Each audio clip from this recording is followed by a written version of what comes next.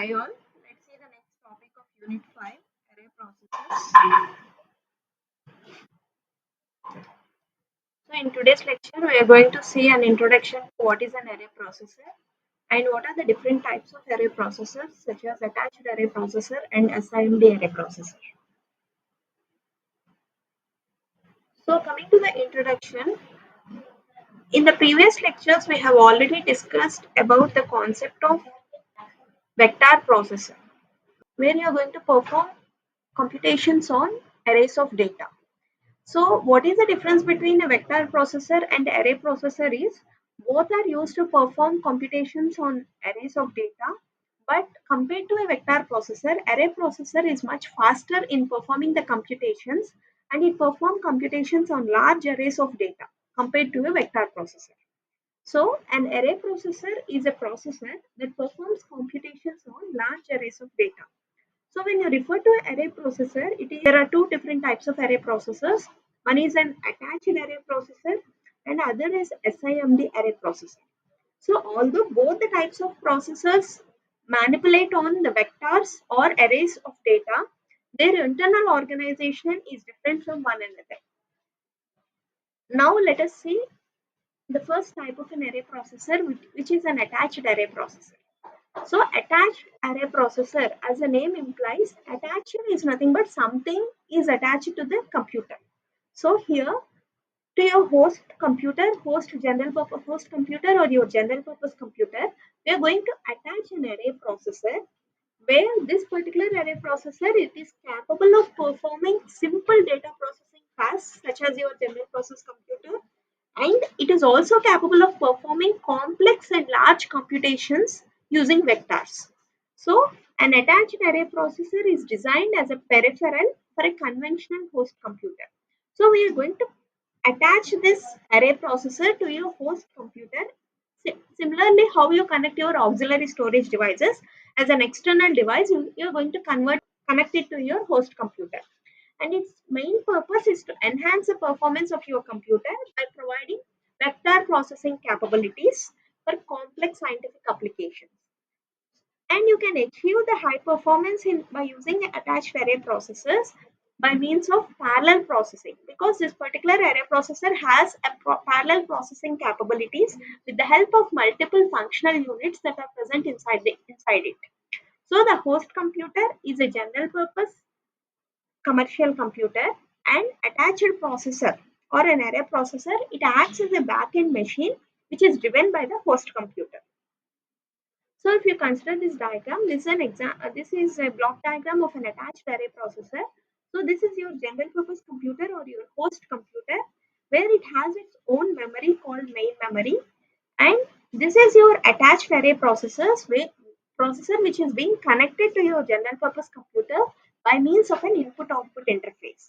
So it acts as an interface between your general purpose computer and your array processor, and this array processor has its own local memory. So the information that this particular processor has to work out, the instructions or the data, that will be transferred from the main memory into its local memory with the help of a high-speed bus.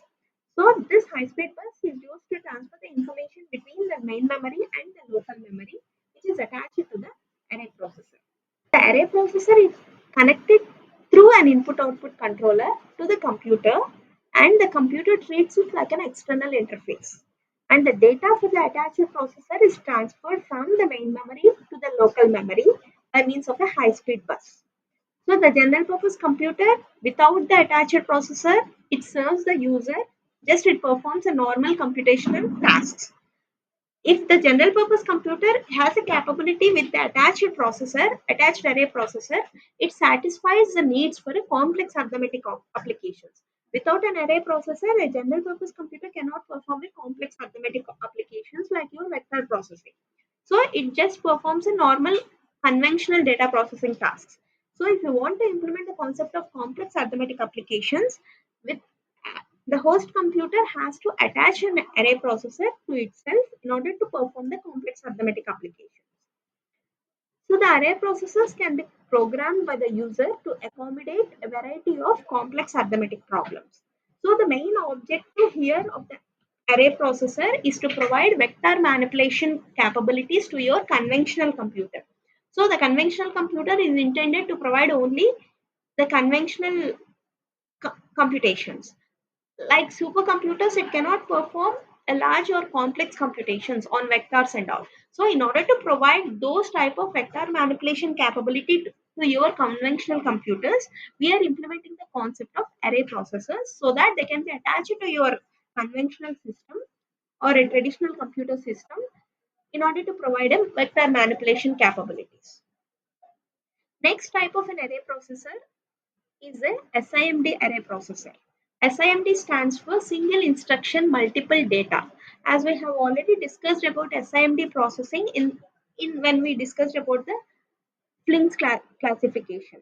So it is one of the type of a parallel processing implementation where it implements the concept of single instruction and multiple data. So it is a SIMD array processor is a computer with a multiple processing units which are running or operating in parallel. And these processing units have to be synchronized to perform the same task. All the processing units are intended to perform the same task at the same point of time under the control of a control unit, common control unit. So it contains set of identical processing elements or processing units, and each processing unit has its own local memory, and each processing unit also includes an arithmetic logic unit, a floating point arithmetic unit, and a set of registers in order to perform the computations.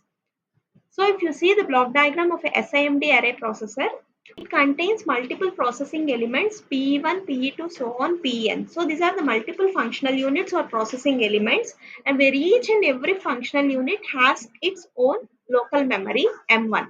So this is a local memory. So this is your master control unit which has its own memory called as a main memory. And the functional units or the processing elements have their own local memory. So master control unit, it gives the instructions to the processing elements for execution and broadcasts the function simultaneously. Whatever instruction that they have to execute, that is broadcasted to all the functional units simultaneously. And the data that has to work out on that particular instruction, that will be stored into their own local memories.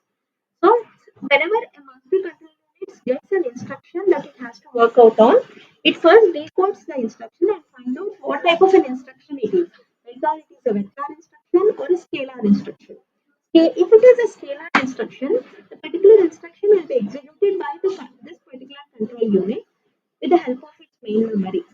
But if it is a vector instruction that has to be implemented on multiple functional units, then the particular instruction is being broadcasted to all the functional units or all the processing units along with the data that has to be worked out is stored in its in their local memories. Say for example, I have an instruction Ci is equal to Ai plus Bi. So where I starts from 1 to 10. So I have to perform A plus B where on the values of I from 1 to 10.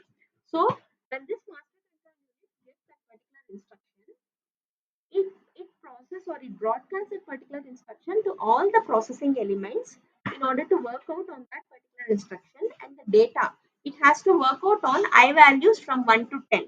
So for M1 it will give the value of A1 and B1, M2 it gives the value of A2 and B2, M3 it gives the value of A3 and B3, so on. M10, it gives a value of A10 and B10, so that all the functional processing elements are going to work out on the same instruction on multiple sets of data.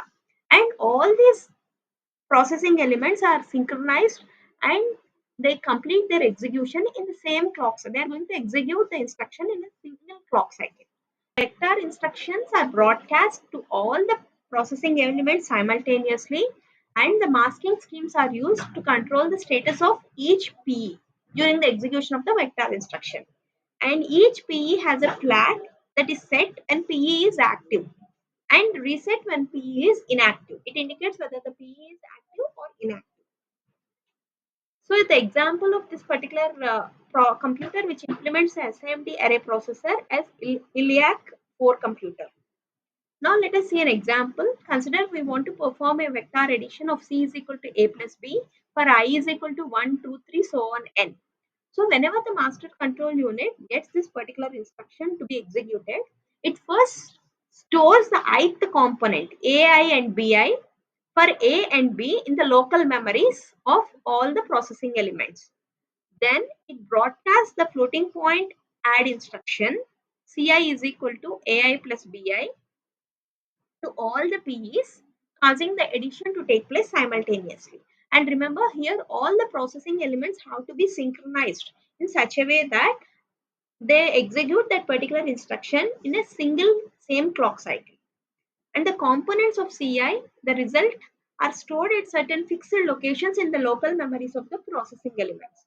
This produces a desired vector sum in one addition clock cycle, in one add cycle.